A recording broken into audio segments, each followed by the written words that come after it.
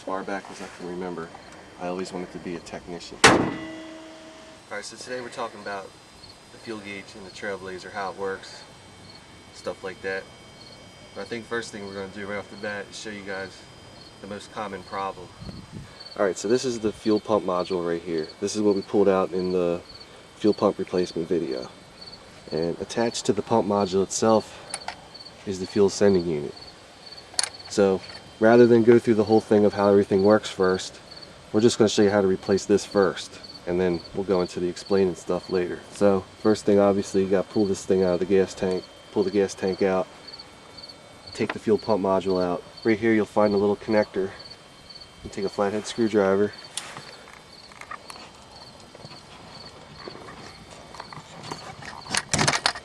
pull that thing out of there. Alright, so next you take these two little detents and push them in.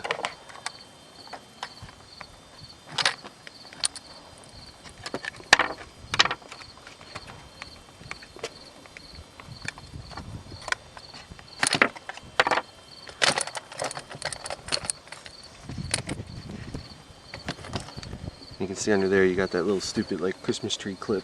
Take some little side cutters. Pull that guy out of there. So the installation would just be reverse of removal. Take the guy in there.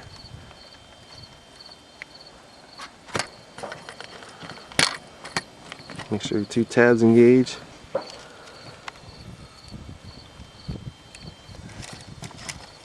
Put this guy back in here. Plug your connector back in.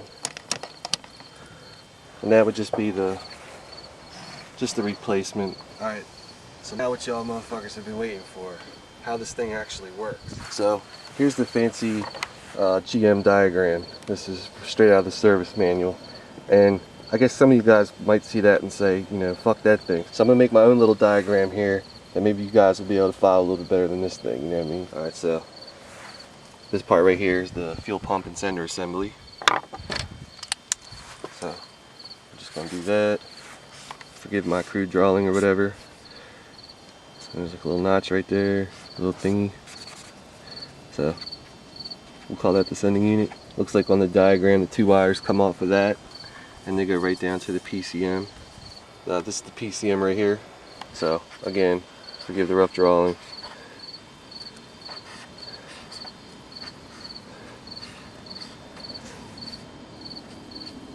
And we'll call this the PCM. Two wires. Looks like the PCM then sends a signal up to the cluster. So here you have the actual gauge in the cluster itself. And then one little part that's technically not really in this diagram is the motor itself. And that's this thing right here. So inside the cluster, little thought bubble right there. Got what's called the stepper motor. Now if you were to take this cluster and break it down, behind that you'd have just one of these little motors. Now this motor is supposed to have another pin coming out. It's supposed to have a pin coming out right here, which is what the needle plugs into, but this one broke and it was replaced. The motor itself, you know, it's separate from the cluster. I guess the key point I'm trying to make is that this is a component of the cluster. It's not, you know, a part of it, if that makes sense. It's actually a separate device, a separate motor that the cluster controls. So it's important to note that. Okay, so now that we know what's all involved, let's see how it all works. When you add gas to the tank, this float rises. There's a little sensor in here and the resistance so that sensor changes. The PCM reads this because it needs to know the level of fuel too for other reasons. It in turn sends a data message over one wire to the cluster. The cluster in turn will control the actual needle itself. I guess I should have put a little needle there. You know what I mean? Maybe make things a little bit easier, whatever. So that's pretty much how it all works. Statistically, you know what I mean? The biggest failure is the little sending unit itself. So I guess the most common complaint is, that I've seen at least on the internet and in real life, is the person will actually fill up the tank, you know what I mean, top it off, they'll get like maybe a mile down the road and make a turn or something, and then all of a sudden the fuel gauge will drop to 0, the low fuel light will come on, and in the later models the check engine light will come on too. That's when there's a problem with the sender itself. So here's this fancy, whatever you want to call it, you can make up your own word. I call it the crandle, you know what I mean? Yeah, just took the sending unit out on the back of the thing, you know what I mean? Look at me. What'll happen is you'll either get like a buildup of gunk, or you might even see a burn spot in this shit. So let's just say we had like a burn spot, just say like right there, for example. We're not at the very end of its travel, but we're like right there. So here's the level sender on empty. Now you've just filled that thing up. You're driving down the road, you took a turn kind of fast, and all the fuel in the tank kind of sloshed. Well, this might just drop down for a minute and actually hit that burn spot we talked about, the imaginary burn spot in there. And the computer doesn't know what's going on. It just sees that, you know, the voltage is out of spec or whatever, and it'll, you know, turn on the low fuel light and all that crap. I'll be honest, dude, if a customer of mine was experiencing that problem, this is what I would do, you know what I mean? Because obviously the gauge works, but it works erratically. Being that it's erratic, you know what I mean, you could kind of rule out a stepper motor, cluster, PCM, because it's more of a controlled failure. So if I was going to test this thing, set my meter to ohms, and using my little T-pins, I'll just back probe the connector. So now I've got the meter hooked up, got the floaty thing, you know what I mean, hanging out there. And the spec for this, I think, was 40 ohms at empty and like 210 ohms at full, I think. Okay, full 250, empty 40. So here's empty, because obviously the float's hanging at the bottom of its range of travel. We're at like 41 ohms. This meter isn't 100% reliable. There's a little bit of resistance through the leads. So we'll call that good enough, you know what I mean? Go up to full here. We're right about 251 ohms, which kind of matches the resistance, the extra resistance in the empty test because of the leads. Now here's where, you know, an intermittent problem would be tested. You know, you could just ever so slowly, you know what I mean, move this thing and watch for a smooth transition on the meter. Now the fuel sending unit might move slow, but that's because the fuel sending unit didn't have to move for anybody.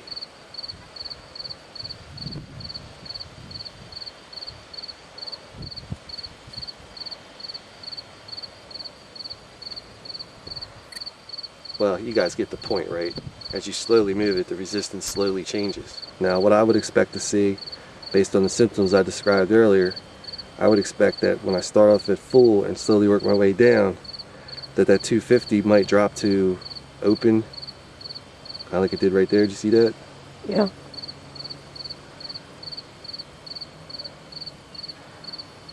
Now me, I never had a problem with this fuel gauge, believe it or not, but it's weird that it actually did it in mine.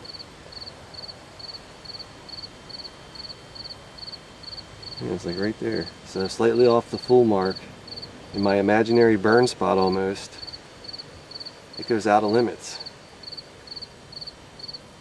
Then it really goes nuts right there.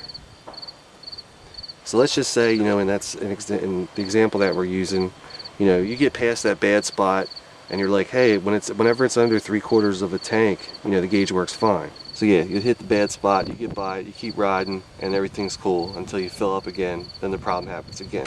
And that, like I said, it's, you know, I blame it on the sending unit first. Let's just say that the fuel gauge doesn't work at all, like it's stuck at empty all the time. Well, the service manual wants you to do a whole bunch of shit. You know, you want to read some voltages here, you want to hook up a test apparatus which bypasses the wiring to the sending unit.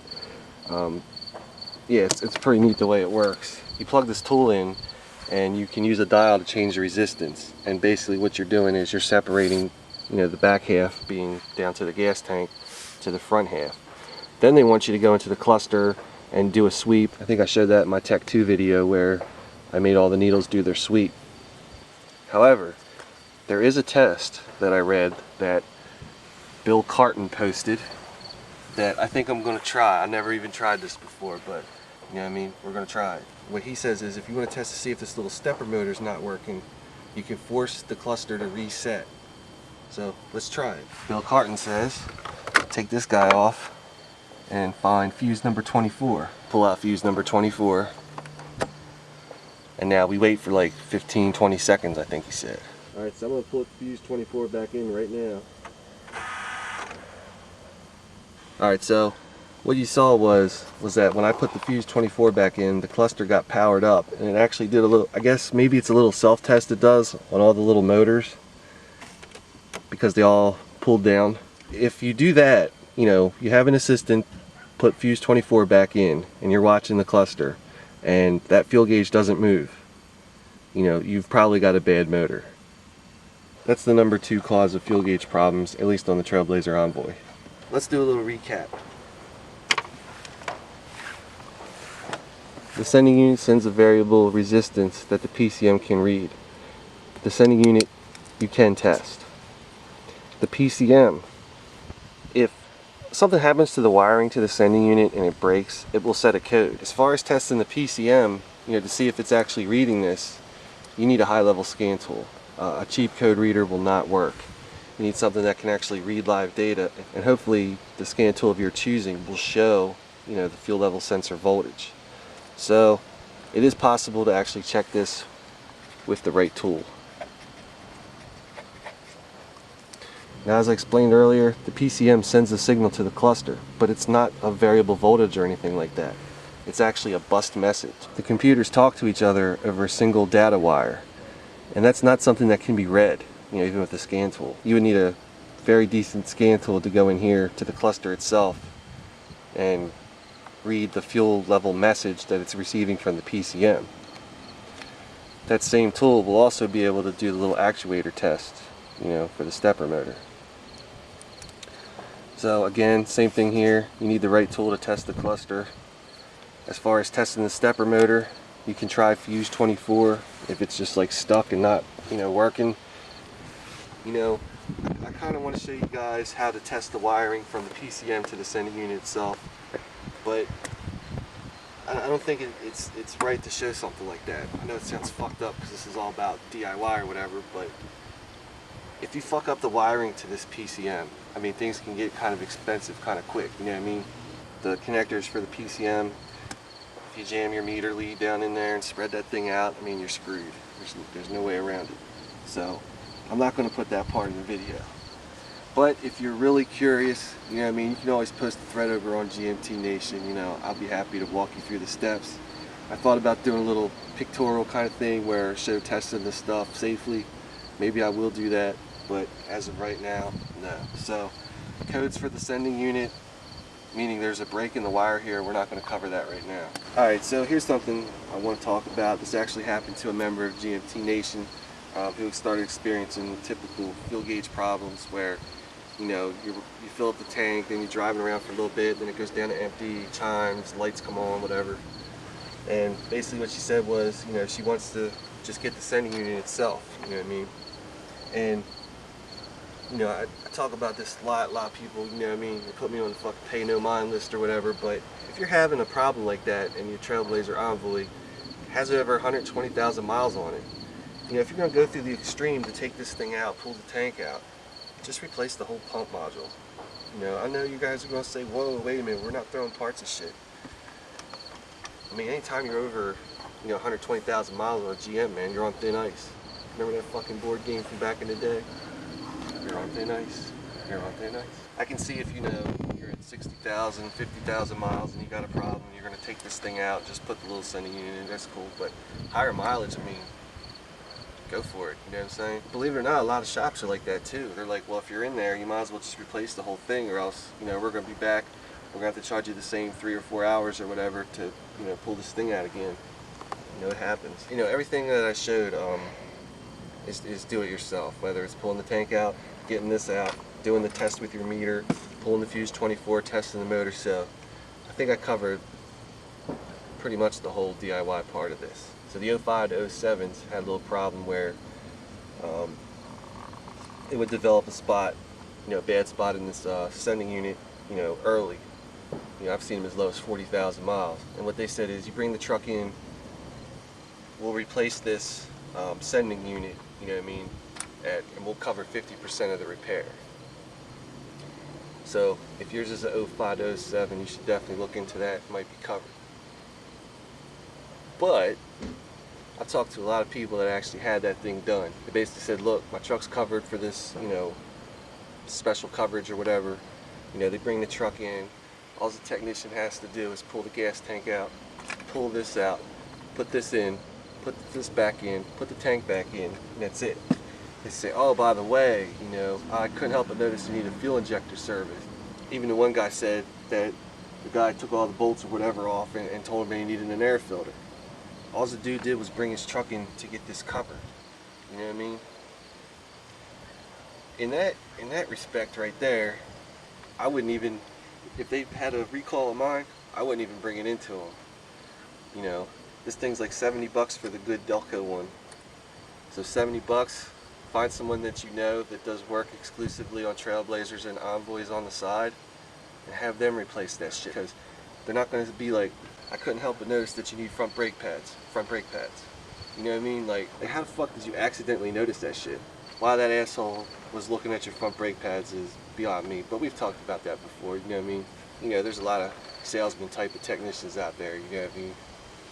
You know the fucked up part about that whole deal is in 02 and 03, they use the same kind of sending unit like this one right here.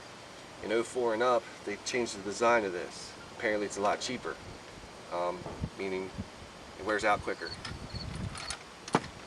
So they did the special coverage for anyone with 05 and up. But 04 had the same design, so that's just totally fucked up right there, you know what I mean? So 04 owners got the shaft, which is why hopefully, you know what I mean, this will help you guys out. You know, you guys that aren't covered by the special stupid coverage or whatever. So this procedure will be pretty similar to 04 and up. So I hope this helps you guys out, and as always, if you like what you see, subscribe to my shit. So stay tuned, because coming up next, we got the little tip for when the brake light comes on in the Trailblazer.